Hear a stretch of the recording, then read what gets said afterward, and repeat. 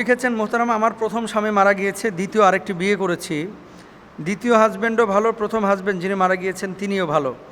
এমত অবস্থায় আমি যদি জান্নাতে যাই, কোন স্বামীর সাথে আমি জান্নাতে থাকতে পারবো?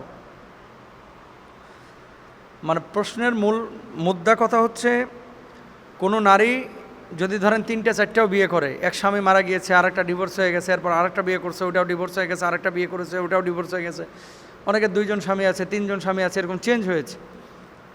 সে যদি জান্নাতে যায়, কোন স্বামীর সঙ্গে থাকবে? যিনি প্রশ্নটা অনলাইনে পাঠিয়েছেন আমি তাকে বলতে চাই, আগে জান্নাতে যায় লন। আপনি যদি জান্নাতে চলে যান,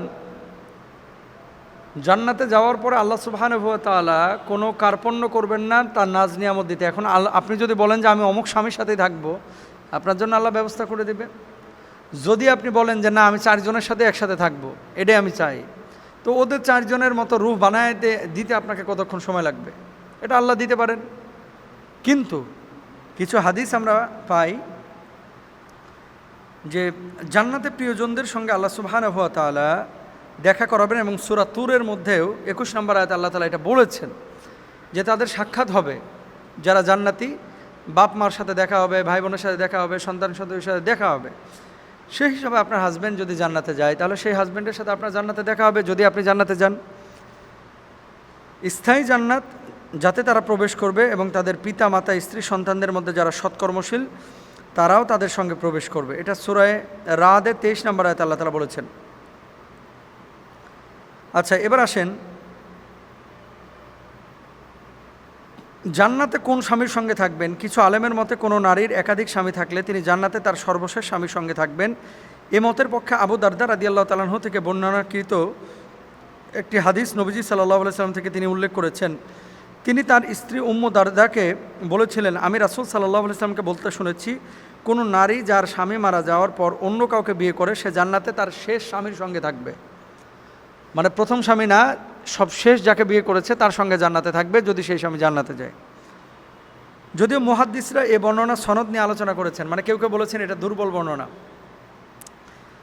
উম্মে সালামা রাদিয়াল্লাহু তাআলা আনহা নবীজি সাল্লাল্লাহু আলাইহি ওয়াসাল্লামকে জিজ্ঞেস করেছিলেন, হে আল্লাহর রাসূল, কোনো নারী যদি দুনিয়ায় 2জন স্বামী থাকে কোনো নারীর, তবে জান্নাতে সে কার সঙ্গে থাকবে? উত্তরে রাসূল সাল্লাল্লাহু আলাইহি ওয়াসাল্লাম বলেছিলেন, তাকে পছন্দের সুযোগ দেওয়া হবে, তখন সে সেই স্বামীকে বেছে নেবে যে দুনিয়ায় তার সঙ্গে সর্বোত্তম আচরণ করেছিলেন।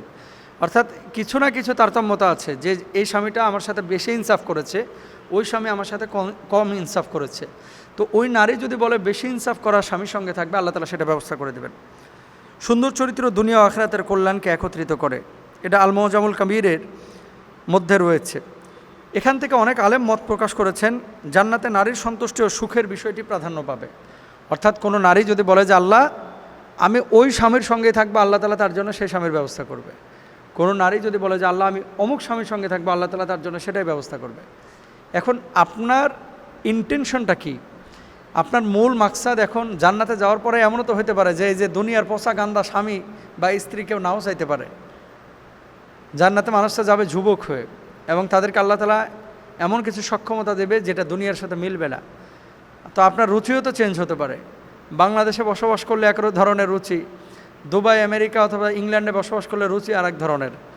এখানে বাদামি চেহারা ভালো লাগে, ওখানে গেলে হোয়াইট ভালো লাগে, তাই না? এরকম হয় না অনেক সময়? তো জান্নাতে যখন আপনি যাবেন, আগে যায় লন, যাওয়ার পরে পরেরটা পরে দেখা যাবে যে আপনি কোন স্বামীর সঙ্গে থাকবেন, আগে যায় নেন। আল্লাহ তাআলা আমাদেরকে বোঝার তৌফিক দান করুন। আল্লাহ আমাদেরকে আমল করে জান্নাতে যাওয়ার তৌফিক দান করুন। আমিন।